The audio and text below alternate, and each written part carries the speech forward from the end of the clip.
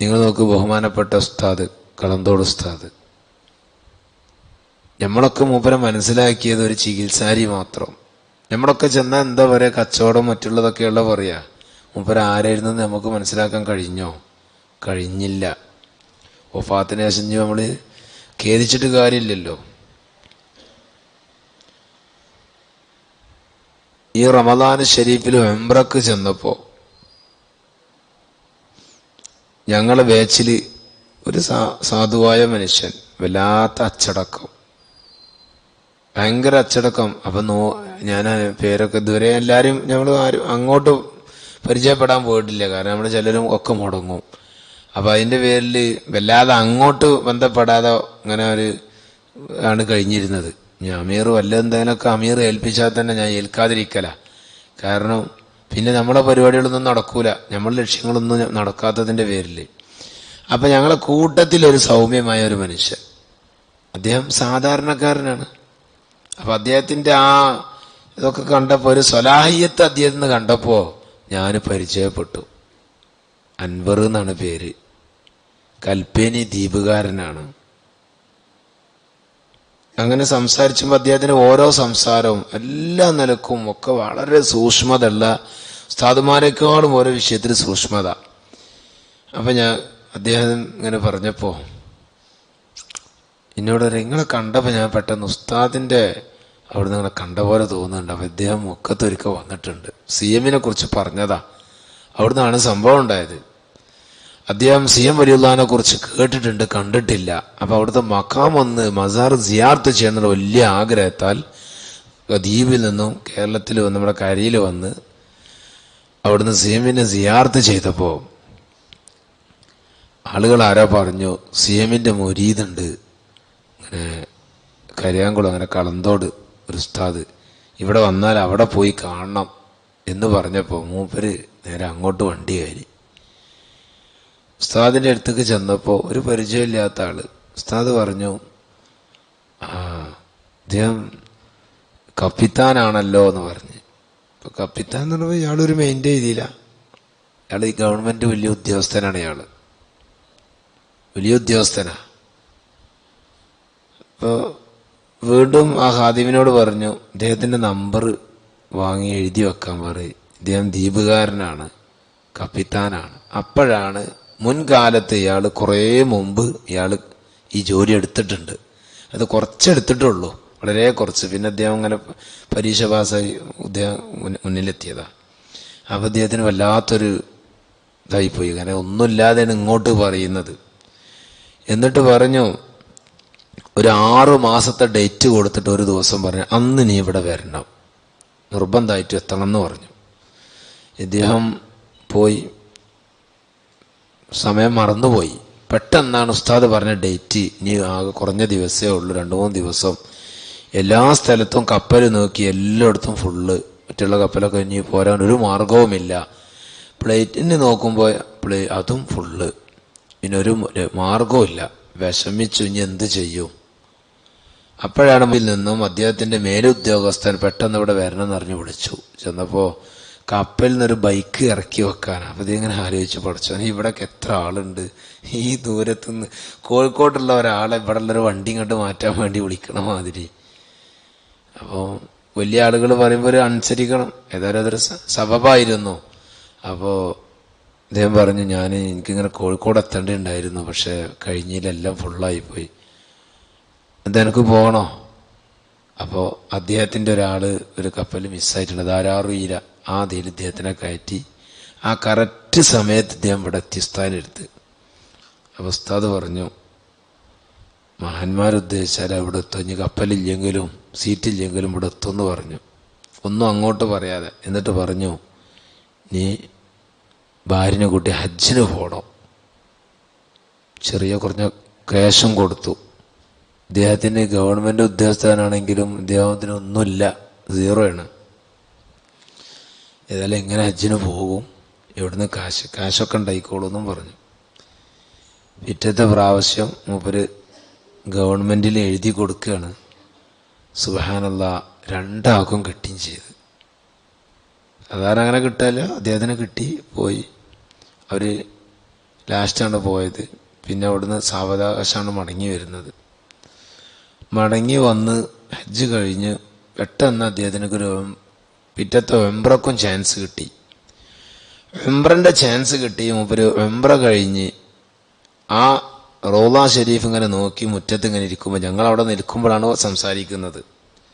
ഉള്ളിൽ നിന്ന് പുറത്ത് പോന്ന് കുറച്ച് സ്ഥലത്ത് നേരിട്ട് നോക്കി ചെല്ലാന്നുള്ളവർക്ക് നിൽക്കുമ്പോൾ പെട്ടെന്ന് അദ്ദേഹം പറയാണ്, മുക്കത്ത് ഉസ്താദ്, നമ്മളെ കളന്തോട് കരീം ഉസ്താദ് ഇങ്ങോട്ട് വന്നോടുന്ന്. അപ്പോൾ എണീറ്റ് നിന്ന് സലാം പറഞ്ഞ് പേര് വിളിച്ച് പിന്നെ ദ്വാരക്കാൻ പറഞ്ഞ്. അപ്പോൾ അദ്ദേഹത്തിന് വല്ലാത്തൊരവസ്ഥ. കാരണം അന്ന് ഉസ്താനെ കണ്ടു പോകുന്നതാണ്, പിന്നെ ഉസ്താൻ്റെ അടുത്തേക്ക് പോയിട്ടില്ല. അപ്പോൾ എന്താന്ന് പറയാ, റസൂലാണ് ഈ കിടക്കുന്നത്, സിദ്ദീഖ് തങ്ങളാണ്, എങ്ങനെ ഇവിടുന്ന് പോരുക? അതും പറഞ്ഞ് മൂപ്പര് ഇങ്ങോട്ട് തിരിഞ്ഞപ്പോൾ പിന്നെ ഉസ്താദിനെ കാണുന്നില്ല. അപ്പോൾ മൂപ്പർക്ക് ഒന്ന് രണ്ട് വിഷയം പറയാണ്ട്. അവിടുന്ന് മറ്റുള്ളവിടുന്ന് കണ്ട ഉസ്താദ് സാധാരണ പറയാറില്ല, അയക്കാറില്ല. സലാം പറഞ്ഞാൽ സലാം മടക്കുക എന്നല്ലാതെ വേറൊന്നും സംസാരിക്കൂല. പിന്നെ ഇത് റൗളിയല്ലേ. അപ്പോൾ മൂപ്പര് എന്നാലും ഒന്ന് കാണണമെന്ന് കരുതി അവിടൊക്കെ തിരഞ്ഞിട്ട് കണ്ടില്ല. കുറേ തിരഞ്ഞു, ഫുള്ളായിട്ട് തിരഞ്ഞു. പിന്നെ റൗള ഷരീഫ് അങ്ങോട്ട് ഉള്ളിൽ കിടന്ന് കണ്ടില്ല.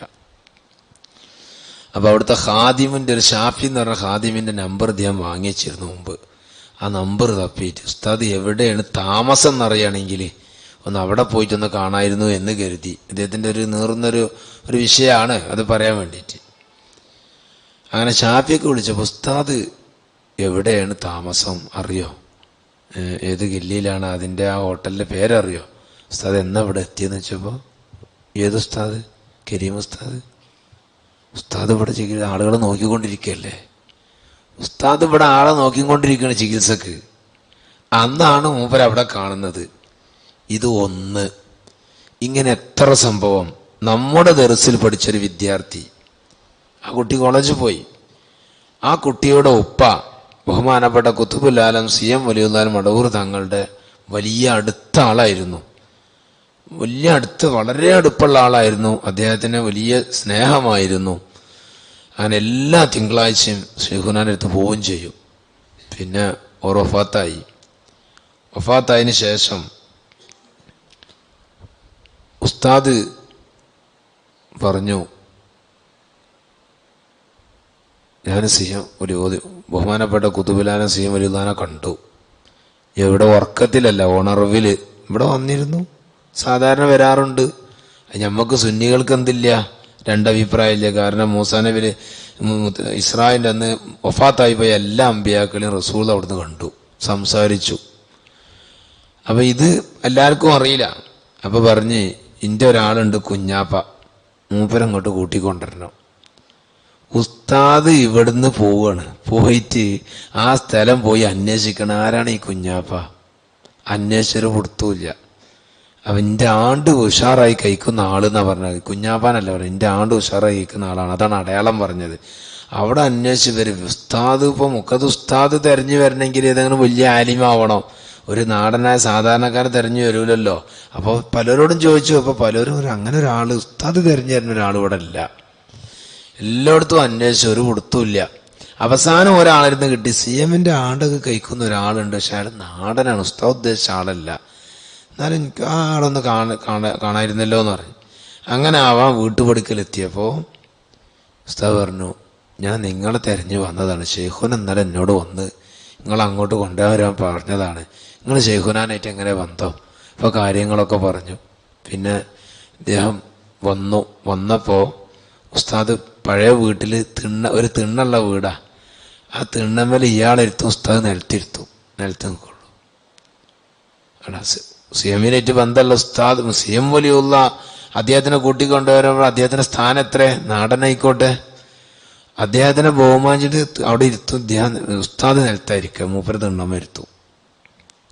പിന്നെ അവിടുന്ന് വലിയ ബന്ധമായി. ഭാര്യ പ്രസവത്തിൻ്റെ സമയമായിക്കണം.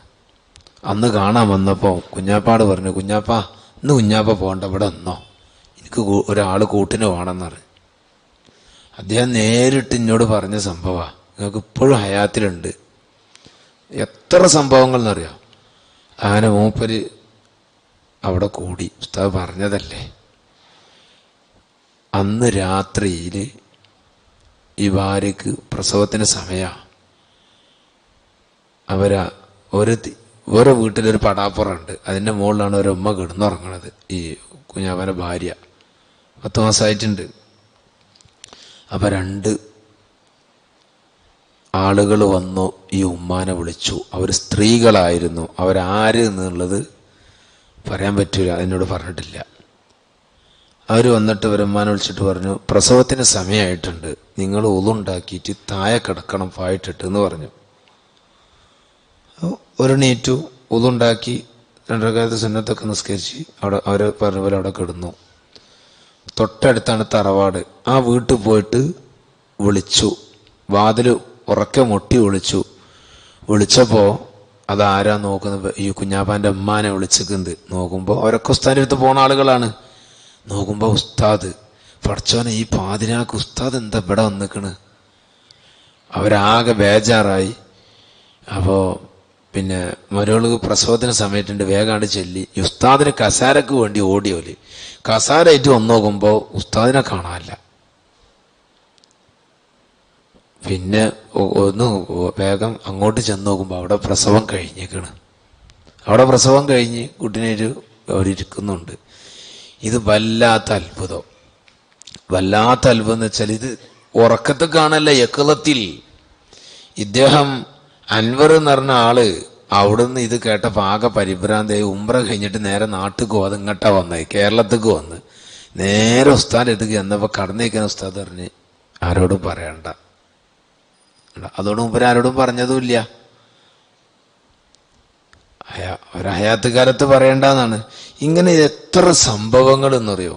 എല്ലാവർക്കും അത്താണി. നിങ്ങൾക്കൊക്കെ പറയാണ്ടാവും. ഞാൻ ഇപ്പോൾ ഓർക്കുകയാണ്, ഞാൻ കുഞ്ഞുമോനാജിനെ ഏറ്റി ചെന്നപ്പോൾ സുബ്ഹാനല്ലാഹ് വല്ലാത്ത വിഷമം. കുഞ്ഞുമോനാജി ഇവിടെ നിസ്കരിക്കണുണ്ടപ്പോൾ വല്ലാത്ത വിഷമം തോന്നിയപ്പോൾ ഞാൻ പറയും നമ്മൾ നിസ്താനത്തൊന്ന് പോകാമെന്ന്. ചിലർക്കൊന്നും അത് ഫലം വളരെ അപൂർവം ഫലം കാണാത്തതുണ്ടാവും. അത് കാരണം നമ്മൾ തന്നെ ആയിരിക്കും. നമ്മൾ അവർ പറയും പോലെ ചില ഷർത്തുകൾ പാലിക്കാത്തതുകൊണ്ടാണ് അത്, അല്ലാതെ വേറൊന്നുമല്ല. അല്ലെങ്കിൽ അല്ലാഹു നമുക്ക് തോനെ കൂലി തരാൻ കരുതിയിട്ടുണ്ടാവാം. ആചാര്യ ഞാനും പോയി, ഞങ്ങൾ വിഷയമൊക്കെ പറഞ്ഞ് അൽഹംദുലില്ലാഹ് ചെല്ലാനൊക്കെ കൊടുത്ത് കുറേ ദിവസം അങ്ങനെ പോയി. ഒരു 3-4 പോക്ക് പോയിക്കണമെന്നുണ്ടല്ലോ ആചാര്യ, അവിടെ ഉണ്ട് ആചാര്യ. പിന്നെ ഒരു ദിവസം ചെന്നപ്പോൾ കുഞ്ഞുമോനാജി ഉസ്താദിനോട് പറഞ്ഞേ, ഞാൻ പറയുകൊണ്ട് വിഷമൊന്നും കരുതണ്ട, ഞാനിവിടെ 3-4 പ്രാവശ്യം ഇവിടെ വരൽ തുടങ്ങിയിട്ട് എൻ്റെ വേദന ഉണ്ട് മാറിയിട്ട് ഞാൻ വലിയ സ്ട്രോങ്ങിലാണ് ആചാര്യ ഉസ്താദിനോട് പറഞ്ഞത്. പടച്ച റബ്ബേ, എൻ്റെ വള്ള കാളികാരൻ ഇന്ന് വരെ ഉസ്താദിനോട് അങ്ങനെ ഒരാളും സംസാരിച്ചിട്ടുണ്ടാവില്ല. ആ രൂപത്തിൽ സംസാരിച്ചത് ആചാര്യക്കത് ഓർമ്മ ഉണ്ട്. ചിലപ്പോൾ ഈ പ്രഷറും പ്രമേയൊക്കെ ഉള്ള ആളുകളാവുമ്പോൾ അതാ ശൈലിയിലായിട്ട് അന്ന് വന്നത്. അപ്പൊ എല്ലാവരും ബേജാറായി. ആ വരി നിൽക്കണവരൊക്കെ ആചാരം നോക്കുകയാണ്, എന്താപ്പത്? അപ്പൊ ഉസ്താദ് ചോദിച്ചു, അല്ല നിങ്ങള് എവിടുന്നാ ചിരിച്ചിട്ട്? ഞാൻ സലീമൂലരൊപ്പം വന്നാണ്. ഞാനെന്താ ചെയ്യാൻ, ഞാൻ തല താത്തിയോടെ നിന്ന്. അപ്പൊ ഉസ്താദ് പറഞ്ഞ ഞാൻ വേദന വേണ്ടാന്ന്. അന്ന് ആചാര വേദന പോയതാ. ചോദിച്ചു നോക്കിയപ്പോ മൂപ്പര് നമ്മളവിടെ നിസ്കരിക്കുന്നുണ്ടല്ലോ. ഇന്നലെ ആ വിഷയം പറഞ്ഞ് മൂപ്പര് ഇവിടുന്ന് കരഞ്ഞത് ഞാൻ കണ്ടു അസർക്ക്. അല്ലാഹു സുബ്ഹാനഹു വ തആല ഉസ്താദിന്റെ ദർജ വർദ്ധിപ്പിക്കട്ടെ. ഓരോരുത്തർക്കും പറയാൻ 100 സംഭവങ്ങൾ, വലിയത് ഇത്ര സംഭവങ്ങൾ എന്നറിയാം. ഒരു ഉമ്മ, എൻ്റെ ശരീക്ക്, ആ ശരീക്കിൻ്റെ ഉമ്മക്ക് അവരുടെ ഈ സ്ഥാനത്തിന് ഈ വലത്തെ